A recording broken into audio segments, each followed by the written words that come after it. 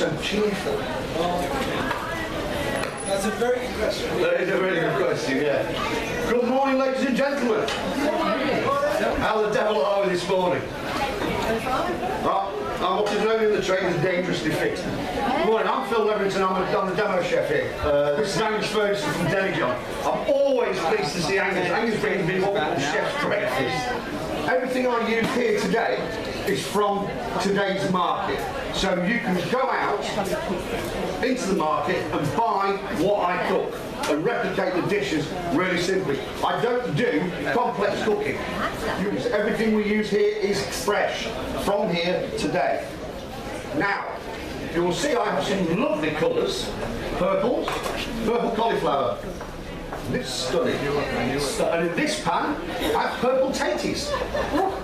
Purple taties, Angus, purple taties. Now, Angus, and it's Indian.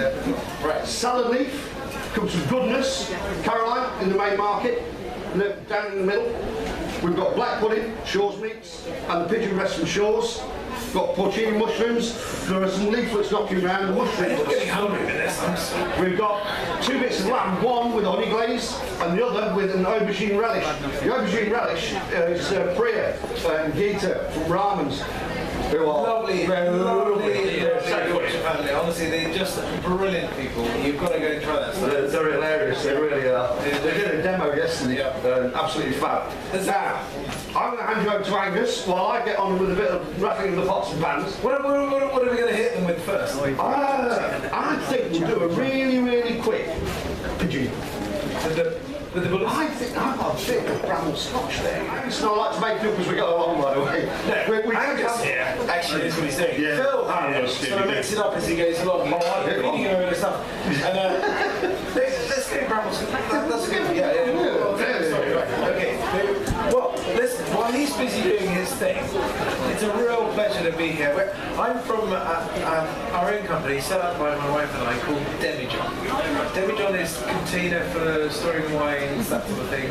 And some of you may have found us on Museum Street here in New York, some of you may not. Got a little stand here just to introduce the thing. But bramble is the old Scots for bramble, which is a blackberry, brambly thing. You know, up the north, we know it as brambles, down blackberries. But this is a lovely thing because it founded the company that we now have. And it's rich in fruit, in particular whiskey and peats. And I'm going to give you a shot of this. The sun is quite clearly not over the jar, but it's a good way to get started.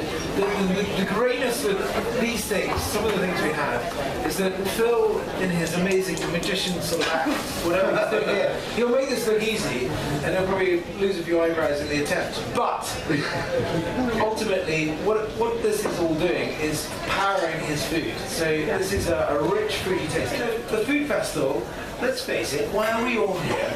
Because it's an adventure, isn't it? It's about a taste adventure, and you want to get out there, try the things maybe you wouldn't try on a normal day of the week, and just, you know, maybe go, do you know what? I really like asparagus, or whatever it is, you know, whatever you find out there, go and try it. Things you wouldn't normally try, because that's what this is about. So, brambles and whiskey. If you're not a whiskey person, don't worry about it. If you're not a whiskey person, don't sniff it. If you are, have a wee sniff. What I could do is, I was thinking a young lady like Sam, you know, to go around glamorously, but He's busy this morning, I'm afraid. Yeah, now, a quick word about the glamorous young lady, and look who's appeared. No, you're getting down. Festival assistants and venue managers, ladies and gentlemen. Without them, this would not happen. So, I want to clap for the festival assistants, please. Thank you. Oh, I am a wall this morning. Absolutely right. I mean, honestly, the work and effort that goes in here, some of us just turn up and yeah, he does. Yeah, and others have actually had to work for a whole year to make this happen. But without them, this would not happen. And yet, it's just a lovely, lovely thing. So people like young Dan, he will. Right, if you can see what's going on here, I've got some onions on in here. This is for liver and onions. You and I, us mere mortals, go in the kitchen, make a big mess, and it takes forever to get something that's even reasonably edible. Phil here, chatting away, dancing, swinging things around, and you know, he will create something that's absolutely deliciously delightful. What this is about is having a passion. Now, while we're on the subject of passion, Angus, Angus uses local producers. When I say local, I don't mean within 30 miles. I mean tiny independents. People who devote their time to actually creating marvellous things for people to drink and eat. And it's an absolute privilege to work with them. It really is. I have so much fun when I come here. Now, this young lady has provided these. These are lamb chops. Not lamb's chops? No, it's not that bottom. It's the lamb chops. One I've dressed with an aubergine relish from Rahman's. Okay? The other one is from with some bees knees honey, from Bees Knees Apiary. These people are here today. Go and see them and talk to them about what they do. While we're on that subject, talking to people, I'm launching National Hug a Farmer Day next year. I want everybody to get out there and hug a farmer because people have forgotten about farmers and farming. Nobody says thank you to the farmers. You've got to do this. You've got to get out there and say thank you. If you don't, they will get bored, they will get fed up, if nobody loves them, and there's nothing worse. So, a couple here who were in yesterday, they had the pork dish that I made. And they went and bought the pork, and they bought the leaves, and they took it home. And you know what? Apparently, the leaves are beautiful. I know these things. They are beautiful. Right, these meatballs are spicy. All I've done is I've taken the sausage, taken the casing off, and turned them into a ball. When I've done that, I've wrapped them with some pancetta, just to make them interesting. But to take a little bit, it's an interesting way of making meatballs. They don't have to have a tomato sauce, they don't have to be done in Italian style. I'm doing more than likely, I'll make a little sauce with it. Actually, I can do that now. Where is it? I'm going to use, for the meatballs, because they're pork, I want some sweetness. So what I'm going to do, I'm going to use a little bit of wild bullets liqueur. Now, that can do.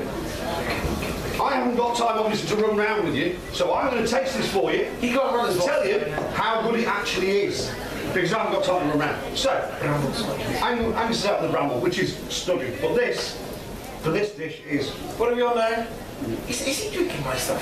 Yeah. I tell you. So Angus, I'm drinking the bullets, I'm drinking the bullets. Okay. Right, people. How's it going down, mate? One day, what's the other one? Wild bullets. Well, that's coming next for me. How are we getting the oohs, the ahs, and the brambles? What do you think? If I told you now, made by retired PE teachers, yes, outside of... You think you're joking? I'm not. We have there's a wonderful story behind everything that we have at DemiJohn. Can I just say, Pontanian pans, Roz out here. I've just wiped that. Ready to go again. Pontanian, mate. Pontanian. Never heard of nothing in my life, but hey. Okay, we're going to get another story. So, you've just been using a bit of water. I've used the bullets to dress this, which is now going in the oven for about 15 minutes. I should just say, before we had a lovely company called Love Cheese, and they have some lovely cheese. That brambled Scotch whisky liqueur you just had there, it's like a quart. It goes so well with cheese. It's bloody wouldn't go. Anyway, no, that wasn't true. But the just think about that. Bullis, absolutely right. Family of plums, so like a damson or a Victoria, or there's a number of different ones. Grows wild. So we call it wild Bullis liqueur. Actually, are you doing it again with it, Phil? Oh, we're going to do a bit of lamb now on that one. I'm just doing the mushrooms now for the steak dish. These are stunning. And I mean, really good. These are going to dress the steak, amongst other things. Oh, lovely. Is he making it look easy? Phil and I, we've been doing this a while. It doesn't show on me, but in the years of not cutting hair. No. When we started all this, I always remember, we would chat, and I've always had this thing about pairing.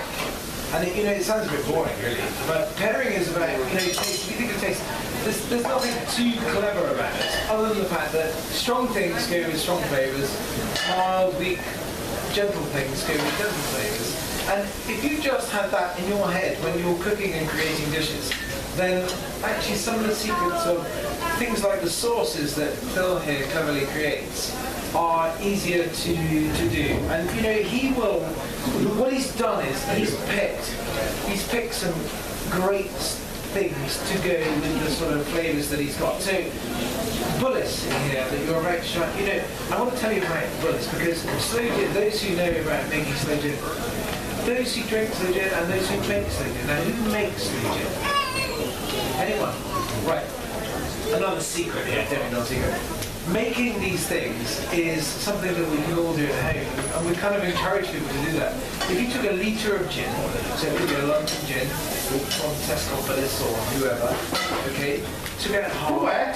Tescopolis. Have you heard of this? You need to find your fruit. Now, it could be that it's sloe, in which case, about now, or a little bit later, in the next few weeks, sloe will be out there on blackthorn, possibly. Although this year has been a funny year for fruit, so I'm not sure. Normally we close the shops to go out picking it, and to go and increase the amount of fruit that we have in order to infuse into the gin. So, you get your fruit, okay, wash it. If it's slow, pop it in the freezer to split the skins. Some people used to go pricking it. You may have heard stories about this. And actually, you know, with the freezer, it's great. You don't need to do that. Masses of fruit, huge concentration of fruit. You know, it's about intensity of flavour. And then another story, which was pop the sugar in first. Well, if you do that, you can't control the level of sweetness in your liqueur. So actually, a little top tip: make a warm sugar solution, and then add back in. It means you need to keep tasting your thing. Now, for slow gin, the infusion period is anywhere between about 8 to 12 months. So you can see this is a labour of love, isn't it? This is how lovely. He's good, and he has wild bullets. So, watch out. Just remember, it's a grown-up thing. Children at the back. And you know, it won't be. I'm very impartial about this. It won't be for everyone. If it's everyone's cup of tea, I'm worried. It won't be. But if you like your gins and you like sloe gin, this could be a thing. So here we are. We've got our bottle now. It's sort of semi-filled with fruit. Top up with gin just to fill up the bottle.